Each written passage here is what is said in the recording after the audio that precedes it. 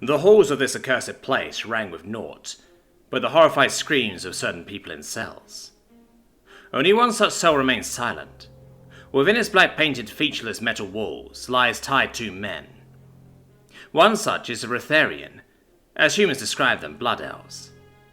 The other, sitting quietly in the chair opposite him, is a human male, 50 years of age, silently smoking a cigar.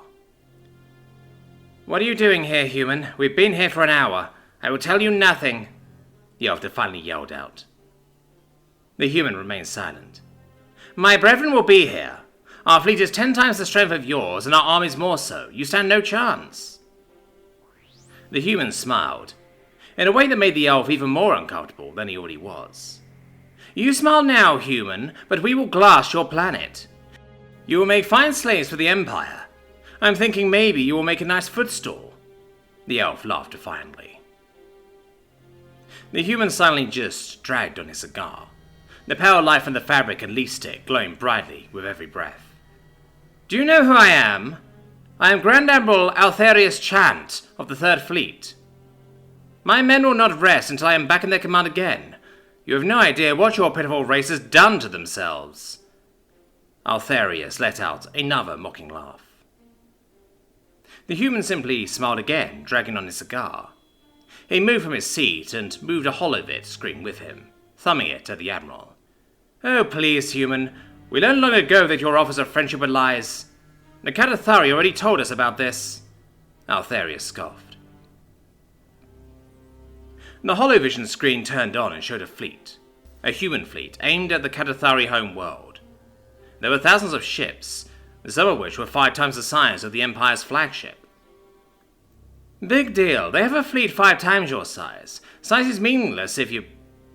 His boasting was cut short by the video continuing, showing the Katathari navy being systematically wiped out.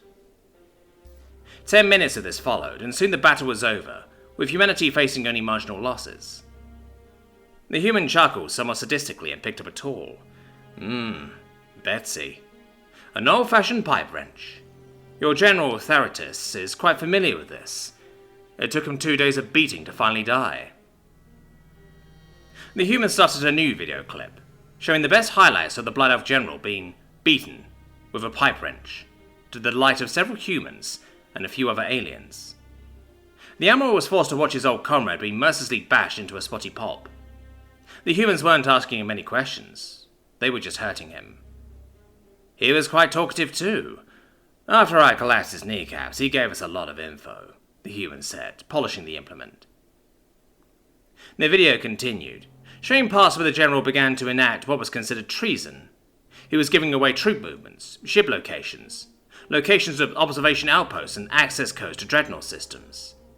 The humans ignored him and simply just resumed bashing him. By the end of the video, the general was begging them to stop, tears and blood streaming down his face as he desperately bargained for his life. One human pulls out an assault rifle, closes distance, and empties the entire clip straight into the general's face. The video cuts off, and Altharius tilts his head to the side, voiding the meager contents of his stomach as the human approaches him. "Barbarians!" he screams out. "What? What was that? You say something?" the human said, grabbing the Admiral's head and twisting it to look him in the eye. "You absolute animals! He surrendered! You have no honor!" the Admiral screamed out in defiance. The human was not impressed and lifted back, then with as much strength as he could muster, brought the pipe down on the Admiral's left kneecap. The Admiral let out an almighty shriek of agony, and several bones shattered all at once. The human stood back, simply listening to the Admiral screaming for a few minutes. The Admiral was now shaking, the pain almost too much for him to bear. The Admiral finally looked at the human, eyes full of terror and tears. The human simply ignored him, moving the screen in front of him again and showing him a new video. The human used a small handkerchief to wipe the Admiral's eyes so he could watch. The video played, and the whole miserable 30 minutes showed a human fleet decimate the Empire's naval forces, followed by a precision orbital bombardment.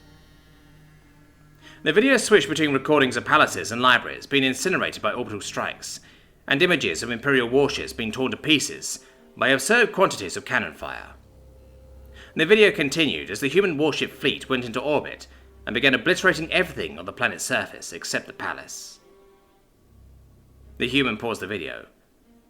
The Kandafari were just as useless as you were. Very impolite, too. Sadistic, selfish, stupid. They lied about us to get you to attack us. We found out about it, of course. They aren't exactly good liars. They had no concept of our military strength. That's why they are all dead now. And also why your leaders are dead too. The human resumed the video and skipped ahead. "Oh, this is my favorite part," he said excitedly. The video came to show all of the 57 members of the Grand Council, tied to metal poles in the streets, each one beaten and broken. Under each man was an open barrel full of a strange black liquid in which their feet were submerged. One by one, each barrel was lit on fire. The admiral watched in horror, beginning to dry heave in sickness as he watched his entire leadership being burned alive to a cheering crowd of invaders with the backdrop of a burning city. The human finished the video after each was pronounced extra crispy and set the screen aside. "Why? Why did you do this?" the admiral begged. His confidence was shattered.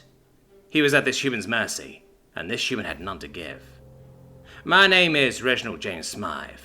You were there when you attacked our colony on New Eden. You captured human survivors from your attack and began to interrogate them," he said, standing once again, brandishing his wrench. "So? You would do the same. Your military forces were pathetic and barely held an hour against our armada," the admiral lashed back. "You took unarmed civilians, not military personnel. What you destroyed in the initial attack was little more than a local security force, all of whom were killed. Your prisoners were unarmed civilians and surviving security," Reginald said calmly, as he moved around the admiral. "It matters not. Any who stand against the Imperium suffer the same fate." The admiral was defiant, a shred of his dignity still intact despite the devastation.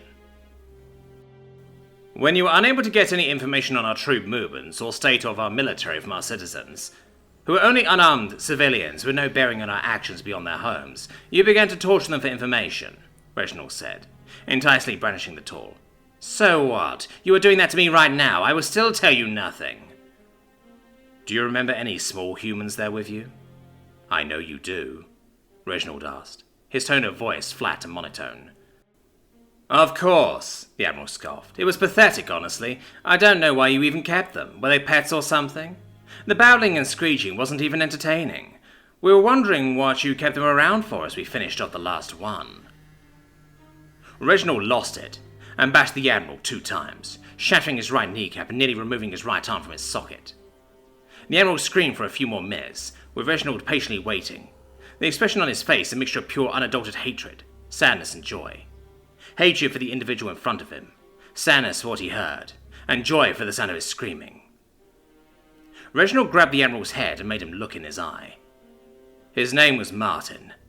He was the last one you interrogated before our fleets ambushed you and captured your men."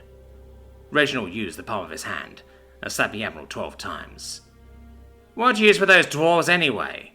"We do not have dwarves, you stupid sub-sapient piece of shit! They are called children!" Reginald lost it again, and hit the admiral's right arm so hard it popped out of his socket completely and just hung there, barely keeping together. The admiral's screams were muffled as Reginald put several rolls of duct tape over his mouth. "My son was there. He was 7 years old. His name was Martin." Reginald began to mercilessly pummel the admiral to literal pieces, with each hit screaming out, "His name was Martin," as he lent at each blow.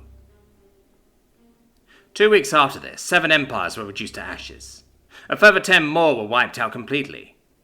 Humanity decided from this point on a policy of isolation and self-preservation, refusing trade or negotiations with anyone, and keeping to themselves.